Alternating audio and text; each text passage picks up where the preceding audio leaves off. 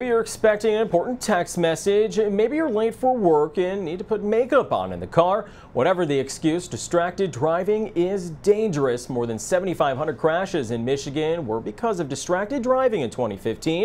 And while police have been focused on it, it's not always easy to catch. As Fox 47's Christopher Lane reports, that's why state police started Operation Ghost Rider this month, trying to convince drivers to resist the temptation to check their phones behind the wheel.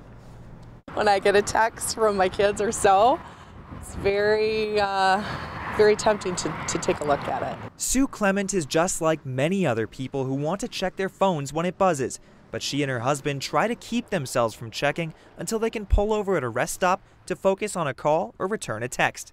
You gotta be careful. In an effort to crack down on distracted driving and part of Distracted Driving Awareness Month, MSP is getting into unmarked cars and acting as ghosts in Operation Ghost Rider. We'll do a detail where we'll work 94 and there'll be a whole squad of troopers, and we'll pay attention to distracted driving and call it out to other troopers to initiate stops. And that's helped a lot. However, we're not able to do those details all the time. It's not easy when troopers are in marked cars.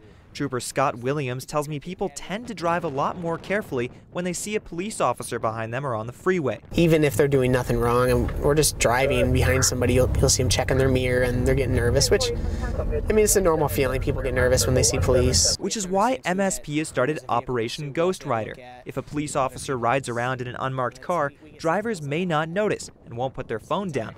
That makes catching them a lot easier. Otherwise, a trooper has to try and rely on signs that a person is driving distracted, like swerving or not going at a green light. They could just be dazing off, but most of the time they're on a phone, they're checking something, they're, leaning down, looking at something, just always they're distracted somehow. In Jackson, Christopher Lane, Fox 47 News. Now, most of this operation is in southeastern Michigan near the Detroit area. Right now, there haven't been any numbers released on how successful it's been so far.